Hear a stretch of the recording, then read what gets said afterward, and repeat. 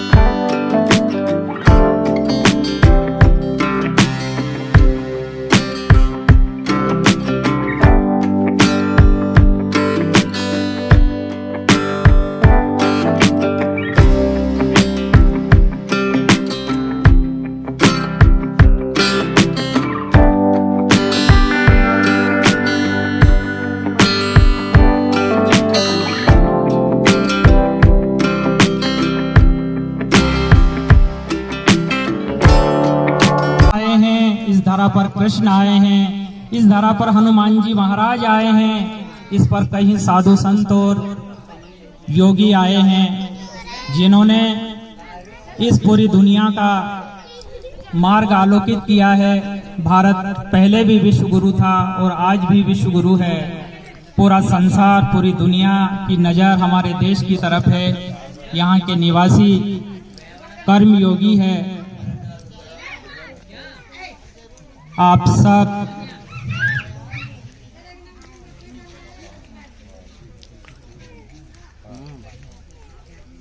हमारी आज की मुख्य अतिथि महोदया हमारे पुजारी जी के स्वागत के लिए काका श्री विस्माराम जी आए और इनको गुरु जी को माला पहना करके स्वागत करें।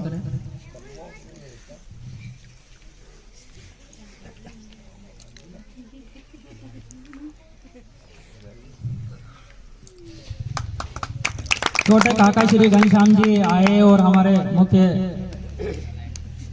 बलवंत जी वर्मा साहब, प्रिंसिपल साहब, कन्याशाला आलोट के आप प्रिंसिपल हैं सीनियर स्कूल के, और पूरा राजस्थानी नहीं बल्कि पूरे भारत का भ्रमण कर चुके हैं। पूरे भारत का और पूरे राजस्थान का भ्रमण करना और विभिन्न स्थानों की संस्कृति से परिचित होना बहुत बड़ी बात है। इसी क्रम में आचार्य जी का स्वागत के लिए अर्जुन,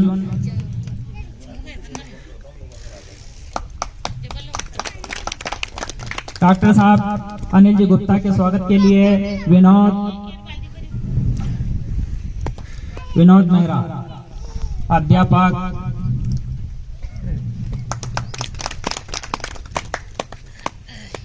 हमारे राकेश जी शर्मा के स्वागत के लिए किशोर मेहरा,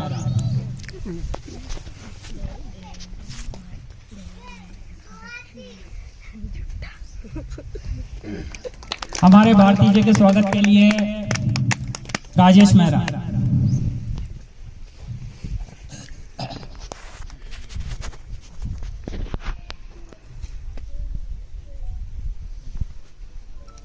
हमारे डायरेक्टर महोदय खबर 24 लोकेश जी मकवाने के स्वागत के लिए मैं स्वयं माला पहना करके बहुत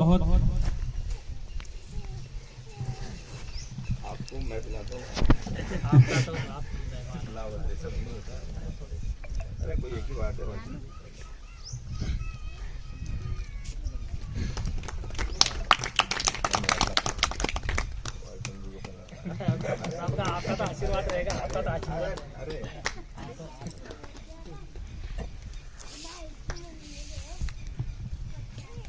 इसे हमारे बीच पधारे हैं, कृपया वो आए। रेडियो जगत में बहुत ही जाना माना नाम लाल माता चौक सुदामा नगर अटलाई से श्रीमान प्रभुलाल जी बागरी, कई सालों से इनका नाम आकाशवाणी में गूंजता है। बहुत बहुत स्वागत क्लासिक रेडियो श्रोता संघ की तरफ से, आपने हमारे कार्यक्रम में आकर कार्यक्रम की शोभा बढ़ाई, बहुत बहुत धन्यवाद। इसी क्रम में मैं अब आमंत्रित करता हूँ श्रीमान श्याम जी मेहर, ग्राम सगोरिया, तहसील शामगढ़, जिला मंदसौर, मध्य प्रदेश से पधारे हुए श्याम जी मेहर।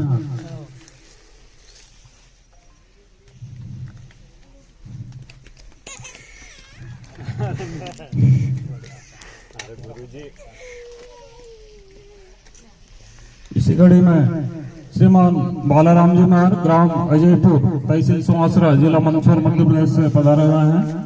आपका भी बहुत बहुत स्वागत और अभिनंदन।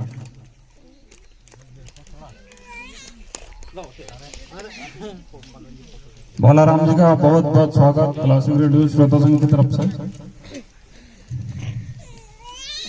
और इसी कड़ी में मैं बुलाना चाहूंगा श्रीमान अनूप सिंह जी नाथौर,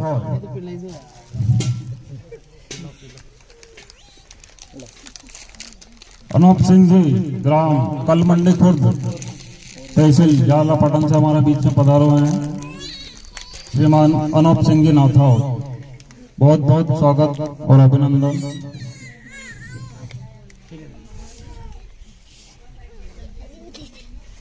अब कार्यक्रम की विधिक शुरुआत हम करते हैं। कुछ कवितामय पंक्तियों से तो हमारे बालक आपके सामने कुछ रचना सुनाए। वत्सले मातृभूमे त्वया इन्दुभूमे सुखं वर्धितोऽहं महामङ्गले पुण्यभूमे त्वदर्थे पतत्वेशिकायो नमस्ते नमस्ते प्रभो शक्तिमन् हिन्दुराष्ट्राङ्गभूता इमे साधिरन्त्वा नमामो वयं त्वदीयाय कार्याय भद्राकटीयं शुभामाशिषन्दे तत्पूर्तये अदय्याश्चैश्वस्य देयीशि शक्तिरं सुशीलं जगद्जेननं ब्रह्मवे स्वतञ्चैवत्कण्टकाकृण्यवागं स्वयं श्रीकृतन्नात्युगं कार्ये समुत्कर्षनिश्चयस्येकमुग्रं परं साधनं न वीरावतं तदन्तः स्फुटक्षार्धनिष्ठा तदन्तः प्रजागात तीव्रानिशं विजयत्रीचन संवता कालिशक्तिर्विदायास धर्मस्य संरक्षणं परं वैभवन्येतु मे तत्त्वराष्ट्रं समर्था भवतु राष्ट्रं। भारत माता की जय। कहते हैं कि गोविंद से भी गुरु का स्थान ऊंचा है और गुरु कोई व्यक्ति नहीं, गुरु पूरे ब्रह्मांड में व्यापक तत्व है। जब भी जीवन में हमें अच्छा अवसर मिले, अच्छी जगह दर्शन का सौभाग्य मिले, अच्छी जगह बैठने का मिले, अच्छे शब्द सुनने को मिले, वो गुरु तत्व ही बोल रहा है और वो शब्द ही, वो तत्व ही हमारे मन में, हमारे विचारों में परिवर्तन करता है। शब्द बहुत बड़ी रकम है इस दुनिया में, शब्द ब्रह्म है, शब्द गुरु है। उस शब्द की हमें अपने जीवन में कदर करना चाहिए। अगर हम अच्छे व्यक्तियों के अच्छे शब्दों की कदर नहीं करते हैं तो वो शब्द भी रुष्ट हो जाता है। वो शब्द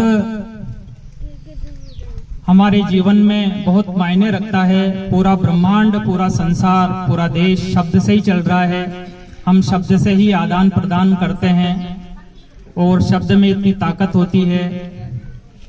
शब्द संभल कर बोलिए, शब्द के हाथ ना पांव। एक शब्द औषध बने और एक शब्द बने घाव। एक शब्द ऐसा होता है जो दुखी की, बीमार की आदि बीमारी दूर कर देता है, दुख कम कर देता है।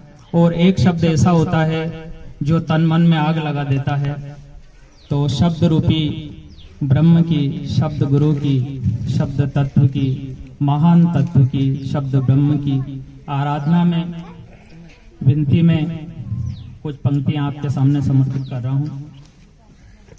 शब्द ही गुरु है। शब्द का नाम गुरु है, स्वभाव का नाम संत है और व्यवहार का नाम पंडित है।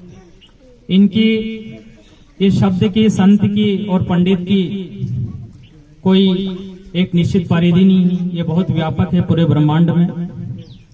ऐसे महान तत्व, महान सदगुरु जो इस दिव्य ब्रह्मांड में व्याप्त है, उनको बारंबार वंदन, कोटि प्रणाम है। और ये जो सौभाग्य आया, ये हम मान रहे हैं कि हम अपनी इच्छा से यहाँ बैठे हैं। भगवान की बहुत बड़ी दया ने हमको यहाँ बिठा रखा है उसके दिव्य आंगन में, और हमको ऐसा सौभाग्य मिल रहा है। हम सोच सकते हैं इस समय कोई अस्पताल में भर्ती है, कोई मरीज के पास बैठा है, कोई डॉक्टरी की लाइन में खड़ा है। भगवान की बहुत बड़ी दया माने, तेरे गोद में बिठा रखा, तेरे आंगन में बिठा रखा है। पूरा जीवन ऐसे ही बुलाते रहना और बिठाते रहना, और वो शब्द गुरु का बहुत आदर करना, कभी निरादर नहीं करना। छोटा बच्चा भी अच्छा शब्द बोल सकता है, बूढ़ा भी बोल सकता है, कोई भी बोल सकता है। जहां भी अच्छा शब्द मिले 1 मिनट के लिए रुक जाना और उसको धारण कर लेना। भगवान दत्तात्रेय ने अपने जीवन में 24 गुरु बनाए और सबसे शिक्षा ग्रहण की, गुण ग्रहण किया, और वो गुण, वो शिक्षा हमारे जीवन को महान बनाती है। सतगुरु आया रे सैया हमारे पाहुणा, गणितो कराना मनुहार दयाल। माँ सरस्वती एवं हनुमान जी की इस पावन धरा पर प्रणाम करता हूँ। इसके पश्चात हमारे यहाँ के गुरु महाराज, अतिथिगण, गुप्ता जी, कविगण भी हमारे यहाँ मौजूद है। मैं उनको भी प्रणाम करता हूँ। शर्मा जी,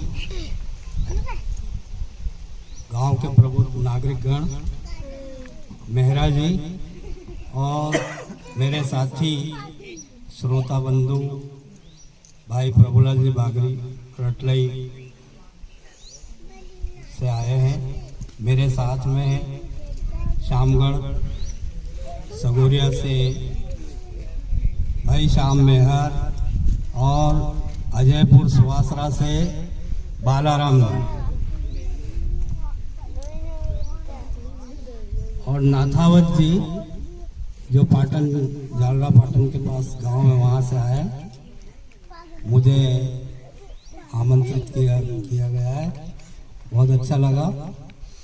ये रेडियो की ही बदौलत है कि मैं बकाने में आकर के आपके सभी के दर्शन कर रहा हूँ। मैं मेहरा जी को बहुत बहुत धन्यवाद देना चाहता हूँ कि आपने याद किया। आप जब भी याद करेंगे मैं उपस्थित होऊंगा। और आगे क्या कहूँ, मैं रेडियो के बारे में बोलने का अभी वक्त नहीं, क्योंकि मुझे वापस जाना है और बोर्ड की परीक्षाएं चल रही है, इसलिए मुझे वापस घर पहुंचना है। हमारे गुप्ता जी बैठे हैं, मैं गुप्ता जी से निवेदन करता हूं कि इस सिलसिले को आगे बढ़ाएं। वास्तव में आप जो भी यहाँ बचे हैं वो आदरणीय हैं, धन्यवाद के पात्र हैं कि उन्होंने इतने सारे विद्वानों को एक साथ सुना। एक बार आप अपने लिए तालियां जोरदार बजा लें। ये विद्वानों को सुनने का सिलसिला अभी यूं ही नहीं थमेगा, क्योंकि बालचंद जी ने संकल्प लिया है आप लोगों को 1008 विद्वानों से रूबरू करवाने का। तो आप अपनी क्षमताओं को और विकसित करें, क्योंकि अभी आपको 1008 विद्वानों को और सुनना है। और मैं ये मानता हूं कि आपने हम जैसे लोगों को सुन लिया तो 1008 क्या, आप 1,08,000 को भी सुन लेंगे। और मुझे लग रहा है कि हम सुनते सुनते और बोलते बोलते हम थक गए हैं, लेकिन आप उतने ही ऊर्जावान बने हुए हैं जितने प्रारंभ में थे। सूखला उड़ चुका है, लेकिन गेहूं उड़ने वाले नहीं है। और आप यकीन मानिए, जल्दी ही आप को हम घर जाने के लिए फ्री कर देंगे। और मैं वैसे भी कोई लंबा व्याख्यान देने वाला नहीं हूं। सबसे पावन धरती ये सिद्धपीठ, जहां इस दोपहरी के समय भी शाम के जैसी शांति है, आनंद है और शुभ समय है नवरात्राओं का, जो कि वर्ष का सबसे शुभ समय माना गया है, सबसे पवित्र समय माना गया है।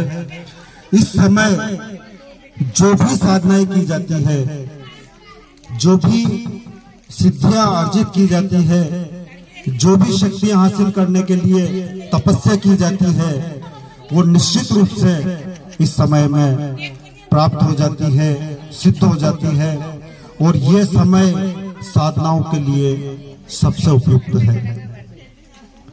आप सभी को इस नववर्ष की, इन नवरात्राओं के शुभ समय की, गुड़ी पड़वा की, चेटी चंड की, इन सभी शुभ अवसरों की बहुत बहुत हार्दिक शुभकामनाएं, हार्दिक बधाई।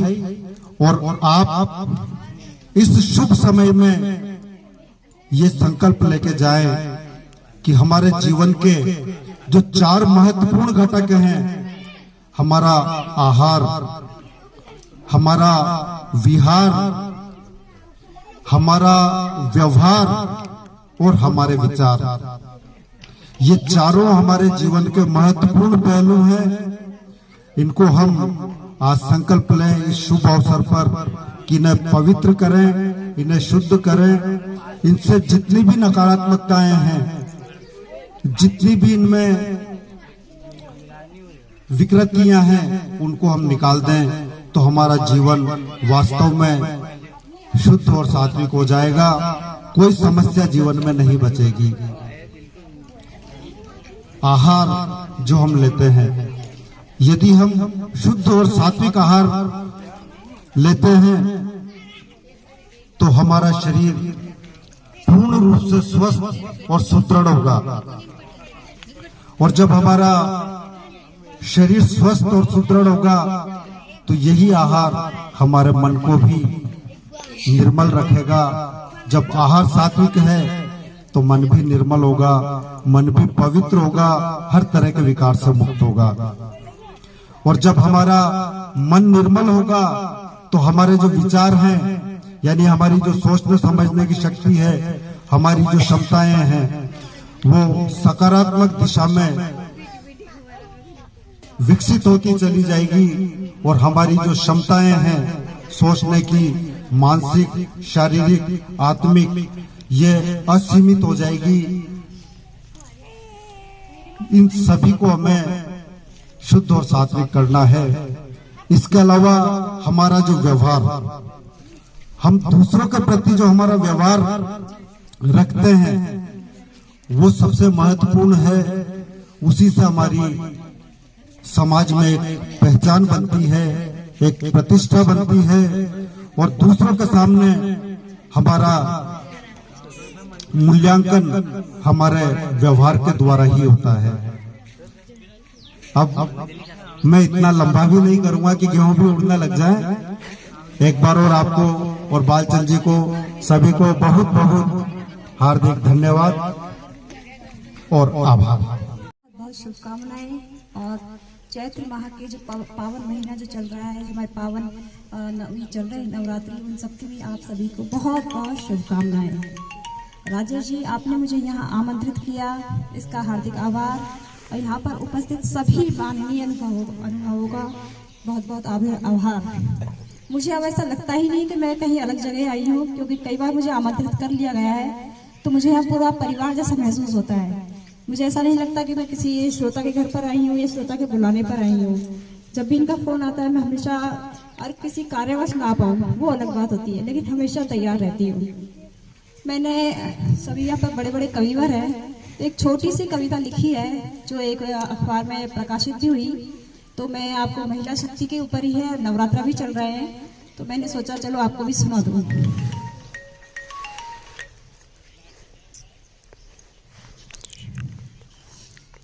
तू आदि है तू अनंत है, तू आदि है तू अनंत है, जब तू दुर्गा है तो ममतामयी है, जब तू काली है तो संहारक है, जब तू काली है तो संहारक है। क्यों तू डर डर के जीती है, तू क्यों घुट घुट के जीती है, बना अपनी पहचान खुद से ही तू, क्योंकि तू नारी है, तुझसे ही सृष्टि है, तुझसे ही सृष्टि है। समय के कमी के कारण मुझे अभी आप लोगों से अलविदा लेनी होगी, फिर अभी भविष्य में कभी मिलना हुआ, जब भी आप पुकारेंगे मैं हाजिर हो जाऊंगी। बहुत बहुत धन्यवाद आप सभी का। बहुत बहुत धन्यवाद कविता जी। हेलो देव मारी माय, ताने हेला पे हेलो देव मारी माय, सोना राजा जर बाजना जगदंबा, सोना राजा जर बाजना, ओ थान हेला पे हेलो देव मारी माय, देव मारी माय, सोना राजा जर बाजना जगदंबा, पगलिया में पायल बाजना, भगत आवे नौरत गावे, भगत आवे भजन उगावे, ओ थारी जय जयकार लगाओ मोरी माय, लगाओ मोरी माय, सोना राजा जर बाजना जगदम्बा, पगलिया में पैंजन बाजना, ओ थान हेला पे हेलो, हेला पे हेलो देव मारी माय, देव मारी माय, सोना राजा जर बाजना जगदम्बा, पगलिया में पे वंज बाजना। जय माता दी। जिस तरह से धार्मिक भाव, सनातन धर्म, हमारी संस्कृति, हमारे संस्कार, हमारा व्यवहार और हमारी प्रतिभाओं जो है, हम एक दूसरे को आदान प्रदान करते हैं इस मंच के माध्यम से। बात जब धर्म संस्कृति की आती है तो हम 2 वर्षों से कोरोना काल से जूझ रहे थे। वो जितने भी धार्मिक कार्यक्रम थे उनका समारोह हो चुका था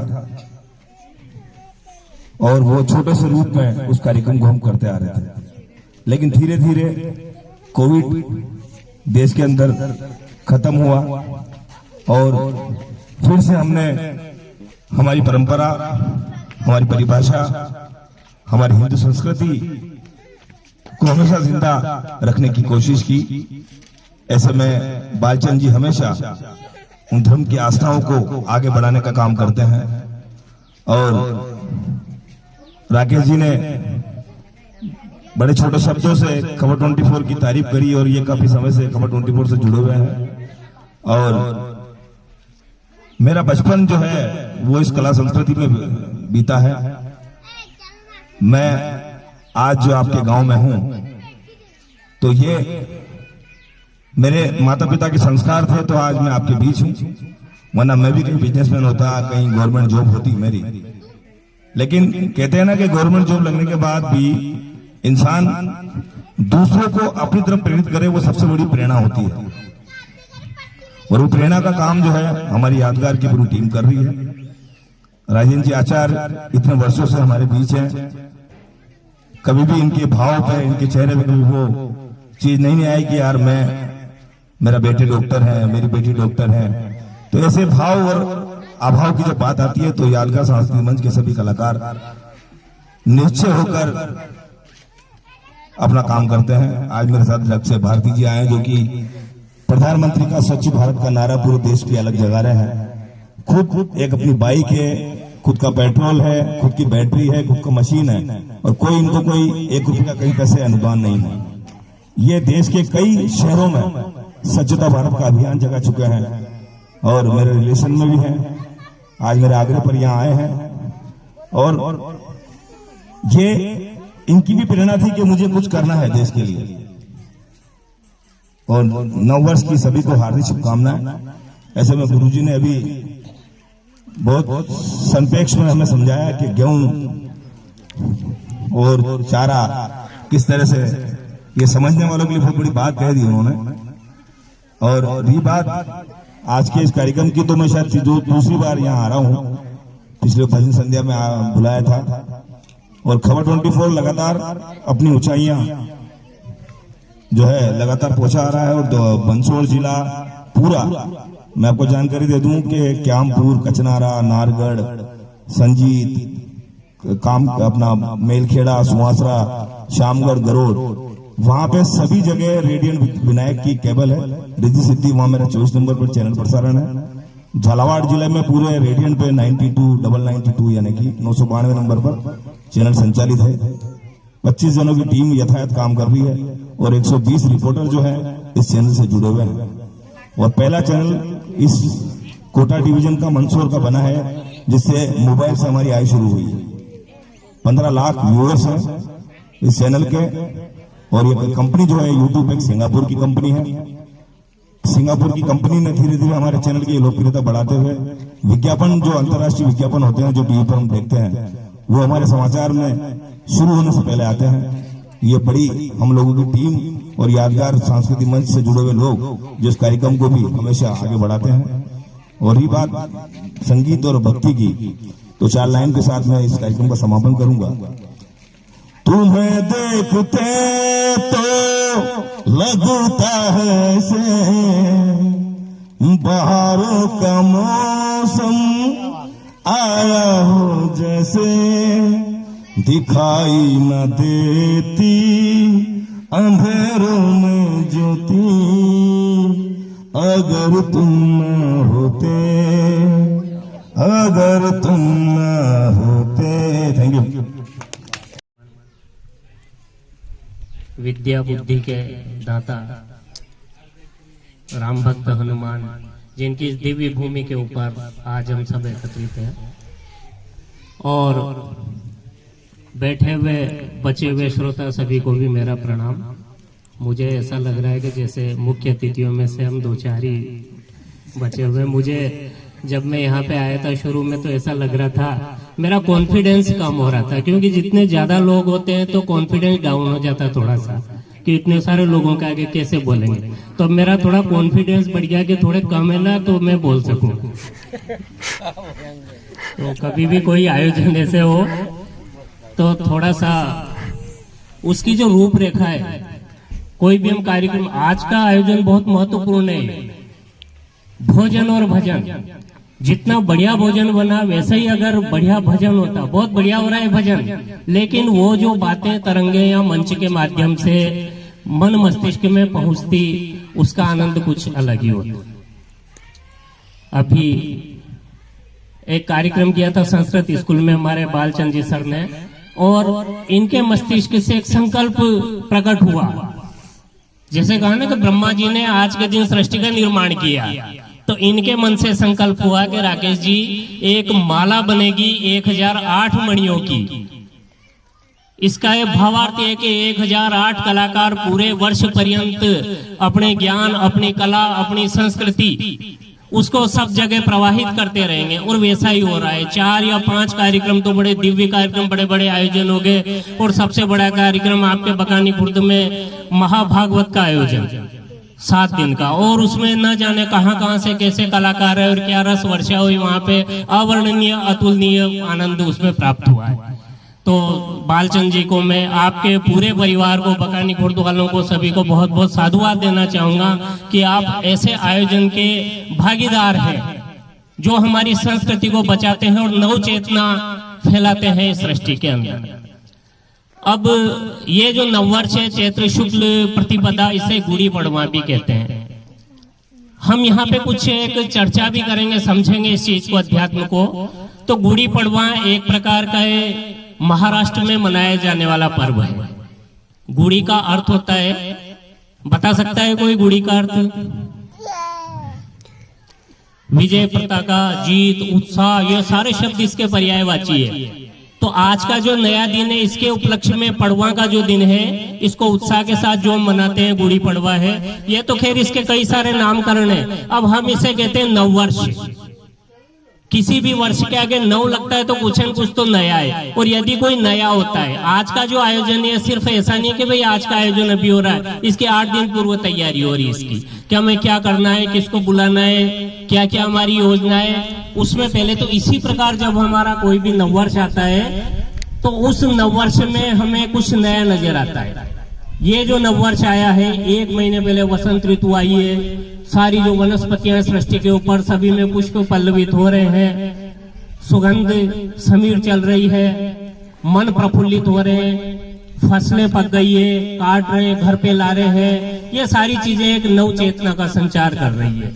तो ये नववर्ष वास्तविक रूप से देखा जाए इस पृथ्वी के ऊपर, हमारे भारतवर्ष के अंदर, तो नववर्ष यही माना जाता है। और इसके कई सारे प्रमाण हैं। हम सोशल मीडिया के माध्यम से भी इनको पढ़ते रहते हैं कि युधिष्ठिर का राज तिलक हुआ, भगवान श्री राम का राज तिलक हुआ है, इसी दिन ब्रह्मा जी ने सृष्टि का निर्माण किया है। सारी चीजें इसके अंतर्गत आती है। लेकिन नववर्ष कब माना जाएगा?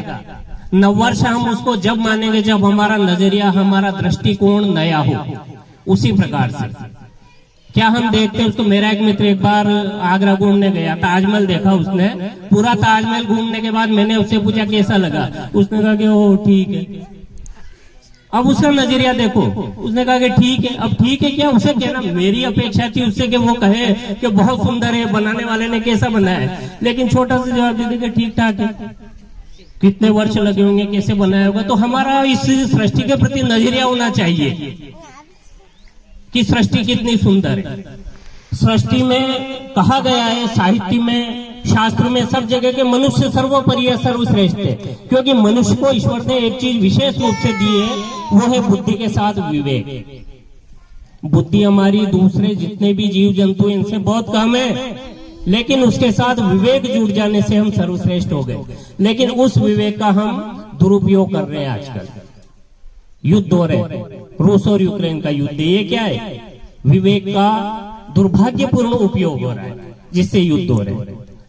अभी हमारे भाई ने बात बताई, डग वाले ने, प्रदूषण की।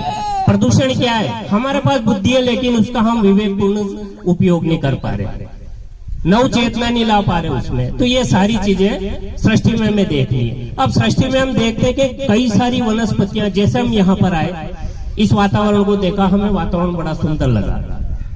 सुंदर क्यों लगा? इसके कई सारे कारण हैं। एक तो जितने भी व्यक्ति आए इस देवभूमि, यहाँ की जो चेतना, यहाँ की जो तरंगे, उसने हमारे मस्तिष्क को प्रभावित किया।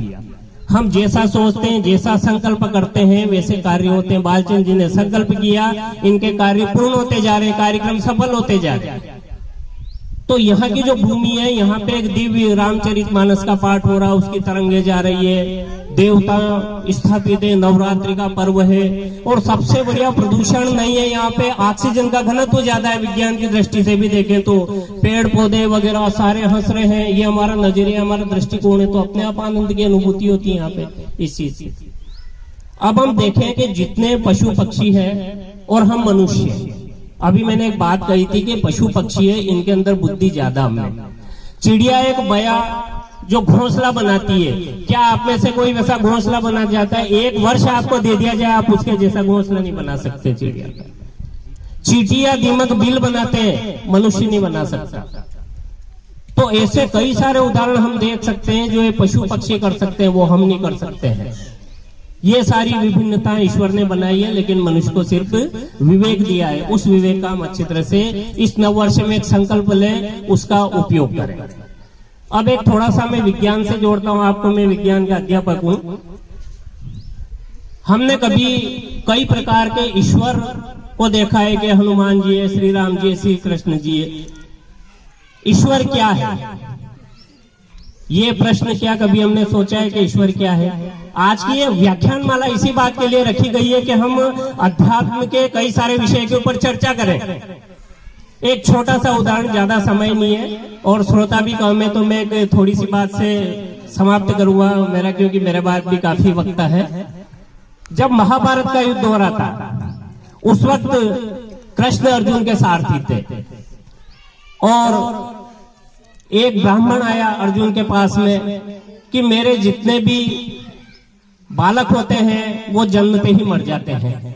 तो अर्जुन ने कहा कि नहीं, ये अर्जुन का वचन है कि अब जो तेरे बालक होगा, उस बालक की मृत्यु अगर यमराज भी उसके प्राण लेने आए तो प्राण नहीं ले पाएगा। तो जैसे उसकी जो पत्नी गर्भवती थी, 9वां माह चल रहा था उसको, तो अर्जुन ने चारों ओर बाणों की ऐसी चादर बना दी कि अगर यमराज भी आए, और ऐसा अभिमंत्रित कर दिया उन बाणों को कि उस यमराज को भी प्राण लेने से पहले अर्जुन से उसको आज्ञा लेनी पड़े कि मैं इसके प्राण लूं। जैसे ही बालक का जन्म हुआ और कुछ क्षण के उपरांत वो बालक मृत्यु को प्राप्त हो गए। अर्जुन बड़ा आश्चर्यचकित हुआ कि कृष्ण ये सब क्या है, ये आपकी कहीं माया तो नहीं? कृष्ण ने कहा मेरी कोई माया नहीं है, इसका कारण ढूंढते चलो। तो अर्जुन और कृष्ण इस ब्रह्मांड से थोड़ा ऊपर चले, हमारी पृथ्वी से ऊपर चले। अब कई सारी, अगर हम इस महाभारत को, रामायण को, एक एक चीजों के गूढ़ अर्थ देखें तो हर चीज के हमें जवाब मिल जाते हैं। हम कहते हैं कि आज हम बहुत ही बुद्धिमान है, ऐसा कुछ भी नहीं। महाभारत काल में ये जो भी परमाणु बम की सूचनाएं बढ़ रही है, परमाणु बम पहले चल चुके। कुरुक्षेत्र के अंदर जो ब्रह्मास्त्र चला था, वो ब्रह्मास्त्र बम जो था, जिसे आजकल बम कहते हैं, वो परमाणु बम ही था। और आज भी कई सारे वैज्ञानिकों ने कुरुक्षेत्र के अंदर एक यंत्र होता है गाइगर काउंटर, आपने साइंस पढ़ी होगी, उसके अंदर आया होगा। वो गाइगर काउंटर यंत्र जब वहां पे उस भूमि पे कुरुक्षेत्र में घुमा है, तो एक जगह ऐसी जहां पे अल्फा बीटा गामा किरणें निकल रही है, और वो किरणें इस बात का प्रतीक है, ये सिर्फ परमाणु बम से, यूरेनियम से निकलती है, जो रेडियो एक्टिव पदार्थ रहते हैं। तो इसका मतलब वहां पे यूरेनियम का प्रयोग हुआ उस वक्त, और 3 व्यक्ति जानते थे उसको। अभी आज की न्यूज थी, रूस और यूक्रेन का युद्ध हो रहा है, तो वहां पे जहां पे परमाणु प्लांट पे हमला किया है, वहां पे रेडिएशन फैल रहा है और वहां से एक रशियन सैनिक की मृत्यु हो गई, और बाकी जितने भी सैनिक थे सारे दूर भग लिए, वहां से सबको विकिरण का खतरा हो गया। तो जब परमाणु बम चलता है तो उसके जो विकिरण निकलते हैं उसको रोक नहीं पाते कोई। जब नहीं रुकेंगे तो रेडियम फैलेंगे। इसीलिए तो कहते हैं परमाणु बम चल गया तो पृथ्वी विनाश निश्चित है। तो उसको रोके कैसे? तो विज्ञान ने, और पहले जो अध्यात्म था उसके पास उसकी विद्या थी। तो 3 व्यक्ति जानते थे कि किस प्रकार से, एक तो स्वयं श्री कृष्ण, एक अर्जुन और द्रोणाचार्य। इनके पास वो विधि थी कि अगर ब्रह्मास्त्र चला दिया जाए, परमाणु बम चला दिया जाए धनुष के ऊपर संधान करके, तो उसको रोक लिया जाए। बाकी के पास इसका ज्ञान नहीं था, और आज के वैज्ञानिकों के पास भी इसका ज्ञान है। हमारे पास रावतपाटा है, सभी परिचित है, वहां पे परमाणु भट्टी है और उससे ऊर्जा बनती, बिजली बनती है। उसको रोकने के लिए क्या होता है कि परमाणु भट्टी के अंदर जैसे अल्फा बीटा गामा विकिरण निकले, उसकी ऊर्जा निकले, उससे हम विद्युत बनाए। अगर उसके अंदर कैडमियम धातु की छड़ें लगा दी जाए तो वो विकिरण रुक जाते हैं। तो ये सारी चीजें अध्यात्म पहले भी थी, ये चीजें और आज भी थी ये सारी चीजें। तो अर्जुन और कृष्ण अंतरिक्ष में गए, कई सारे ग्रहों को उन्होंने पार किया। अब इनकी दूरियां तो मेरे ख्याल से बहुत लंबा टॉपिक हो जाएगा, बहुत शॉर्ट में इसको मैं बताता हूं। चलते चलते प्राणों को ढूंढने लगे इस ब्रह्मांड के अंदर, और इस ब्रह्मांड से भी ऊपर चले गए। अब 1 मिनट में लूंगा कि ब्रह्मांड ये कितना बड़ा है। सूर्य की पृथ्वी से दूरी बता सकता कोई कितनी है? ये एक चर्चा है, हमारी खुली चर्चा आज व्याख्यान माला की, बालचंद जी। हाँ, 15.97 करोड़ किलोमीटर दूरी हमारा सूर्य है। अब इस सूर्य के जो भी ग्रह चक्कर लगाएगा, जितने समय में वो चक्कर लगाएगा, पूरा चक्कर वो वहां का 1 वर्ष होता है। हमारी पृथ्वी 365 दिन में एक चक्कर लगाती है, तो 1 वर्ष 365 दिन का। बृहस्पति 13 वर्ष में चक्कर लगाता है, तो वहां जो व्यक्ति है 100 वर्ष की उम्र को 1300 साल की उम्र होगी उनकी। शनि ग्रह के ऊपर जो व्यक्ति रहते हैं, सब पे रहते हैं, विज्ञान के तहत नहीं रहते हैं। विज्ञान को तो अभी पृथ्वी की जानकारी नहीं है पूरी तरह से, हमारी इस अध्यात्म की। और जैसे जैसे खोज होती जा रही है, वैसे वैसे विज्ञान मानता है कि अध्यात्म सही है, हमारा भारतीय शास्त्र सही है, सारी चीजों की जानकारी धीरे धीरे मिलती है। तो इस प्रकार से इस सौर मंडल को पार किया। इस सौर मंडल को पार करने के बाद दूसरे सौर मंडल को पार किया, फिर तीसरे को किया, ऐसे अनंत सूर्यों को, अरबों सूर्यों को उन्होंने पार किया। अब इस एक सूर्य से दूसरे सूर्य की दूरी देखिए आप। ये तो सिर्फ आपने बता दिया कि 16 करोड़ किलोमीटर, हमें लग रहा है कि बहुत दूरी है, लेकिन ये थोड़ी सी दूरी है।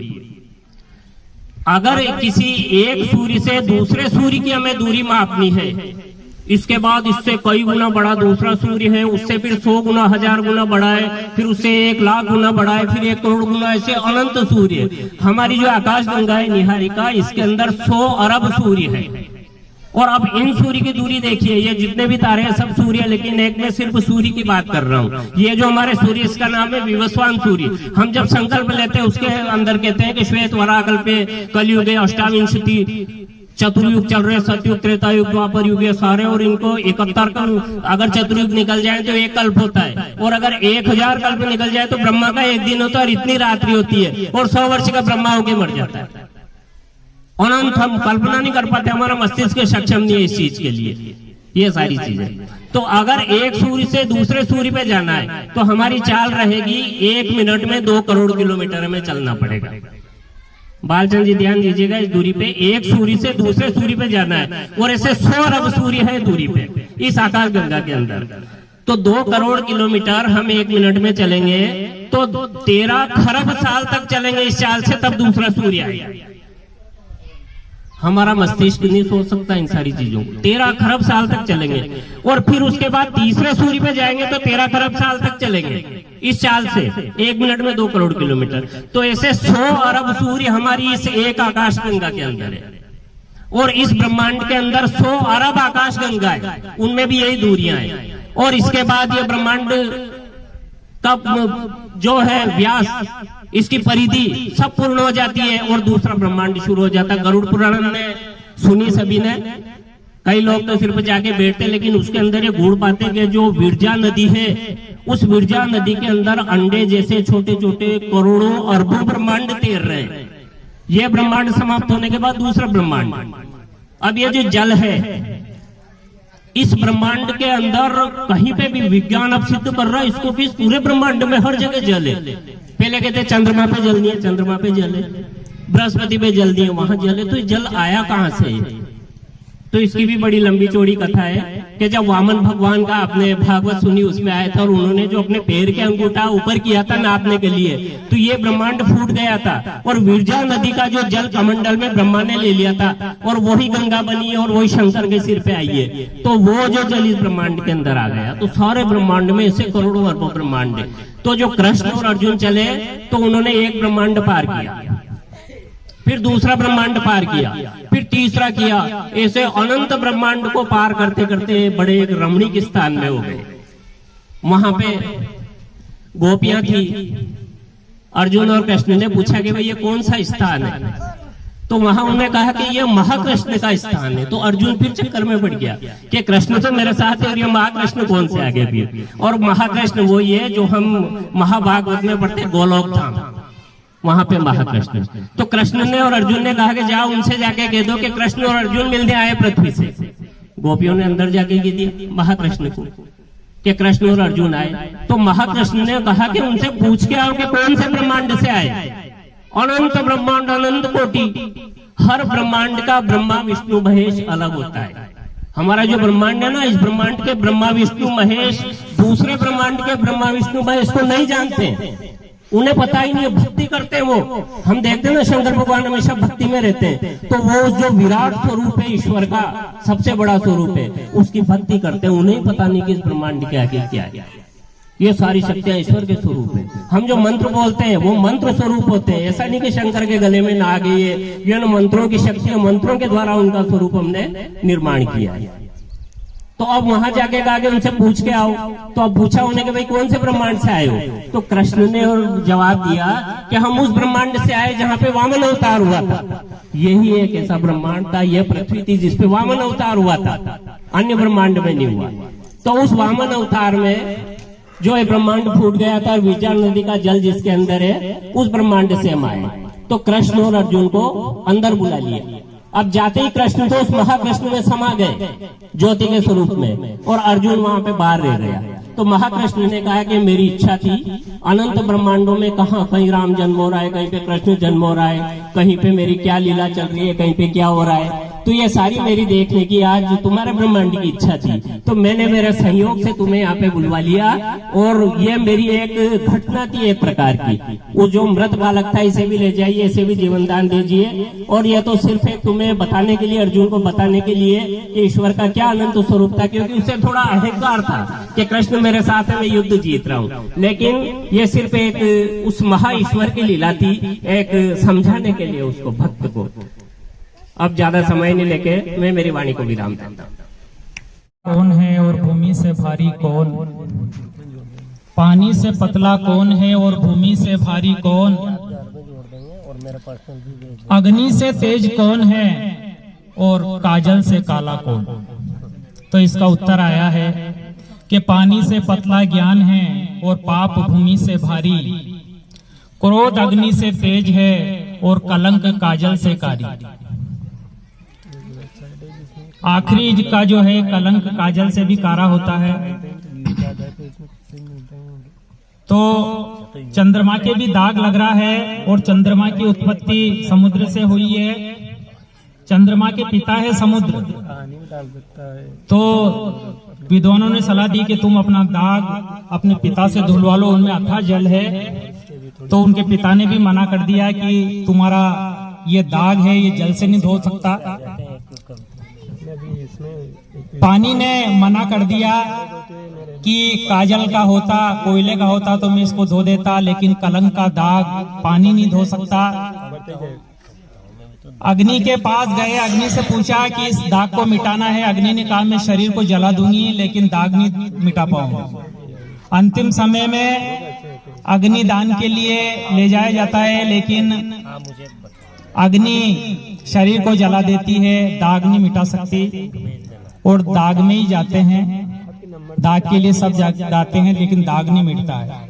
मनुष्य जीवन में हम अपनी जीवन यात्रा कर रहे हैं। जीवन के किसी मोड़ पर, किसी प्रसंग पर भगवान सबकी लाज रखे, किसी के जीवन में कोई दाग नहीं लग जाए। उस दाग को ना तो अग्नि धो सकेगी, ना पानी धो सकेगा। गंगा में जाकर भी कहते हैं कि पाप धुल जाते हैं। गंगा से पूछा, उनने भी मना कर दिया। जिस गोदड़ी को बचपन में बिगाड़ी उसको तो माँ ने धो दी, लेकिन जिस गोदड़ी को, जिस वस्त्र को जवानी ने बिगाड़ी उसको गंगा माँ भी नहीं धो पाई। अग्नि देवता ने मना कर दिया। ये अनमोल मनुष्य जीवन ईश्वर का दिया अनमोल तोहफा है, और हम मुट्ठी भर लोग यहाँ बैठे हैं। भगवान किसी के जीवन पर किसी तरह का कोई दाग नहीं, बेदाग हमारा जीवन हो। कबीर साहब ने कहा है कि दास कबीर जतन ते ओड़ी जू की तू धर दीनी चदरिया।